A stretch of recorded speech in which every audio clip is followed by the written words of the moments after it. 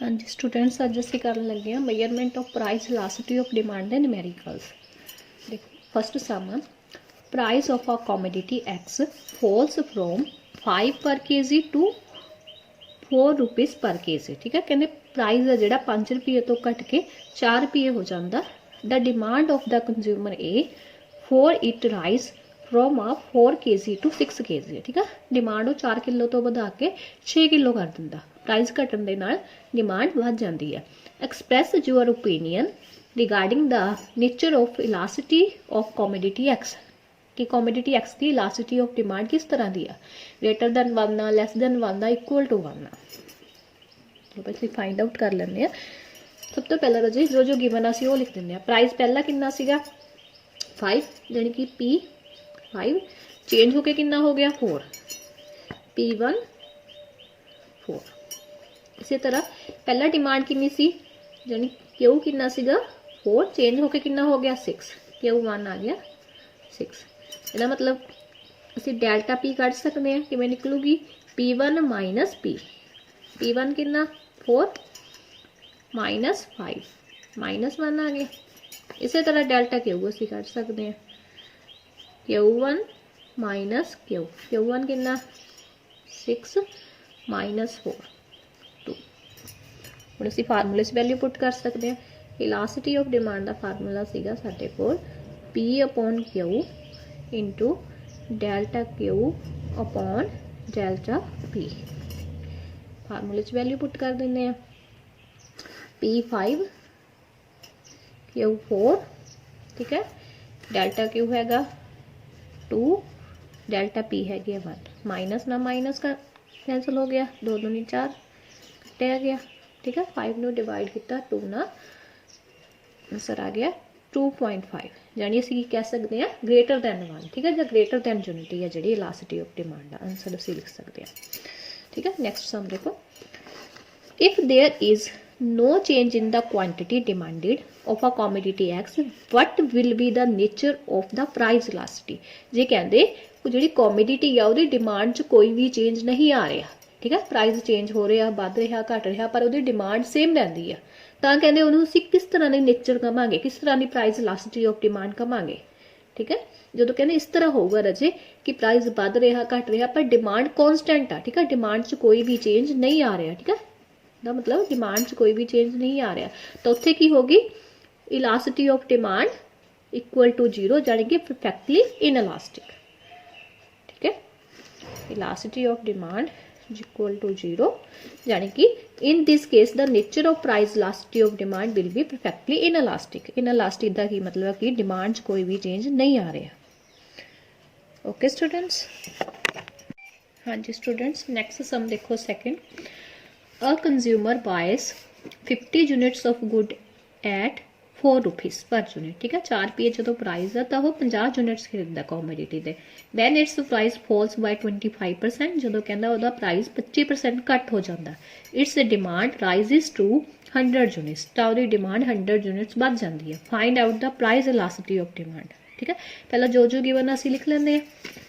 देखो की कह रहे हैं, पहला प्राइस कितना मतलब P4 है। ठीक है, फिर उस तो बाद कहते प्राइस है जोड़ा 25% घट जाता। ठीक है, यदा मतलब फॉल इन प्राइस 25%। आप बाद में सोल्व करते हैं, फिलहाल लिख लो।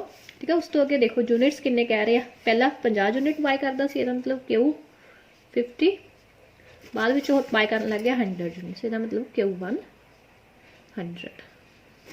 हुण देखो राजे 25% दिता होया, पर सानू इन्हूं यूनिट च चेंज करना पऊगा। ठीक है, वो कहते हैं प्राइस 4 जो 4 रुपये प्राइस है तो बाद 25% घट जाता। ठीक है, इनू चेंज करने का राजे फार्मूला हैगा P मल्टीप्लाई R अपॉन 100। ठीक है, P की है जिन्ना ओरिजिनल प्राइस है, R जिन्ना तुहानूं उरे परसेंटेज दी हुई है उन्होंने 100 ना तुसीं डिवाइड कर देना। प्राइस लिख लो 4, 25 अपॉन 100, इनू सोल्व कर लो।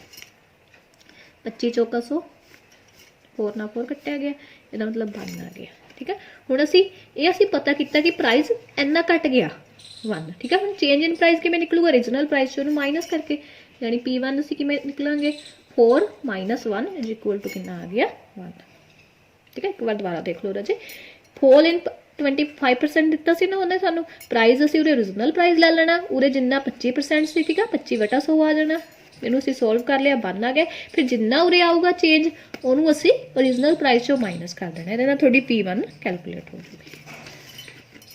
ਹੁਣ डेल्टा क्यू कट लेंगे, Q1 minus Q 100 minus 50 delta P P1 minus P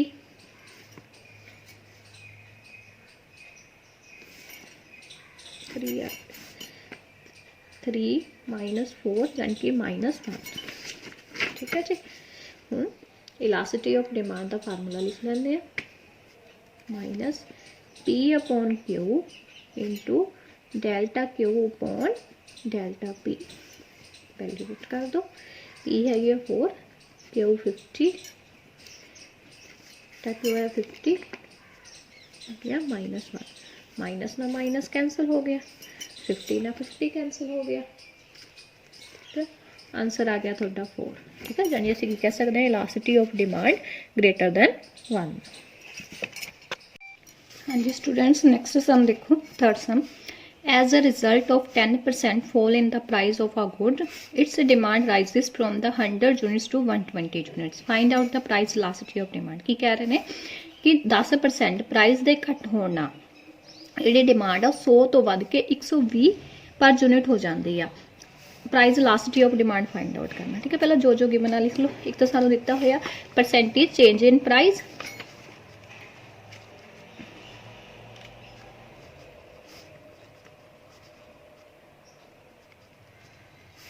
की कह रहे हैं 10% फॉल, इसका मतलब माइनस, जो कोई भी चीज़ घटन की आ गई तो नैगेटिव च आ जाती है, जो बढ़ती है तो पॉजिटिव च आ जाती है। जो वो कह रहे हैं 10% प्राइस फॉल होंगे तो असं की लवेंगे -10%।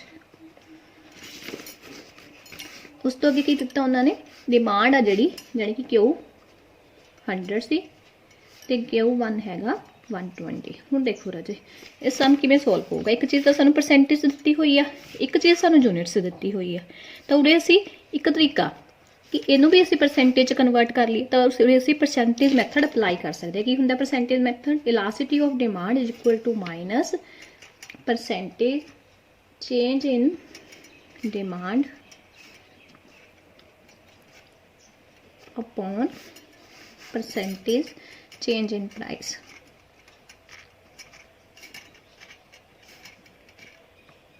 ये हैगा परसेंटेज मैथड। तो ये सानू क्वांटिटी नू भी परसेंटेज चेंज करना पऊगा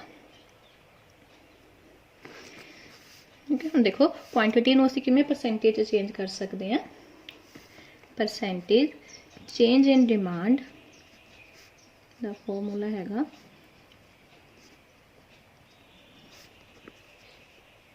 Q1 minus Q upon Q into 100। ये फार्मूले असीं वैल्यू पुट करके क्वांटिटी नूं असीं परसेंटेज चेंज कर सकते। जो प्राइस नूं करना होवे P1 minus P upon P into 100 हुण असीं वैल्यू पुट कर लैंदे, कर लो वैल्यू पुट। Q1 हैगा 120, Q हैगा 100 अपॉन 100 इंटू 100, 100 ना 100 कैंसिल हो गया ठीक है। इनू माइनस कितना कितना आ गया 20%। साढ़े को दोनों आ गए। परसेंटेज चेंज इन वैल्यू पुट कर देंगे फार्मूले च। परसेंटेज चेंज इन डिमांड कितनी आ गई 20%। परसेंटेज चेंज इन प्राइस पहला ही सानू गिवन सी 10% या -10%। माइनस ना माइनस कैंसिल हो गया, जीरो ना जीरो कैंसिल होगी। इलास्टिसिटी ऑफ डिमांड का आंसर आ गया 2 ठीक है। इस तरह राजे जो एक चीज़ थोड़ा परसेंटेज दी हुई है स्टूडेंट्स, एक चीज़ थोड़ा वैसे यूनिट्स दी हुई है, तो जी यूनिट्स वाली चीज़ है तुम परसेंटेज कन्वर्ट करके परसेंटेज मैथड लगा के सम सोल्व कर सकते हो। हाँ जी स्टूडेंट्स, फोर्थ सम।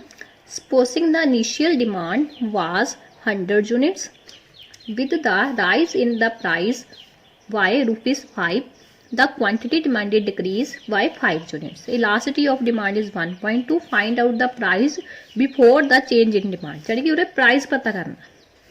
देखो जो जो गिवन लिख लेने। सब तो पहले कह रहे हैं इनिशियल डिमांड यानी कि Q 100 है with the rise in the price by ₹5। ਇਹਦਾ मतलब डेल्टा P 5। ठीक है, वही कह रहे हैं ना कि प्राइस राइज आ रही है ₹5 का। The quantity demanded decrease by 5 unit. ठीक है, क्वांटिटी डिमांडेड घट रही है। हाँ जी, ਇਹਦਾ मतलब डेल्टा क्यू ਤੁਹਾਨੂੰ ਕੀਤਾ ਹੋਇਆ घट रही है, डिक्रीज हो रही है यानी कि -5। ठीक है, उस तो अगे की कह रहे हैं elasticity of demand is 1.2। Elasticity of demand दी है थोनू 1.2। ठीक है, find out the price before the change in demand. देखो सब तो पहला फॉर्मूला वैल्यू अप्लाई कर दें। Elasticity of demand P upon Q into delta Q upon delta P minus. ठीक है, P पता नहीं सानू एज इट इज लिख लेंगे क्योंकि असी फाइंड आउट करनी है। Q सानू दिता 100। ठीक है जी, उस तो अगे डेल्टा Q दिता -5, डेल्टा P दी है 5। ठीक है, तो नाल ही सानू इलासिटी ऑफ डिमांड दी हुई है, कितनी दी हुई है 1.2।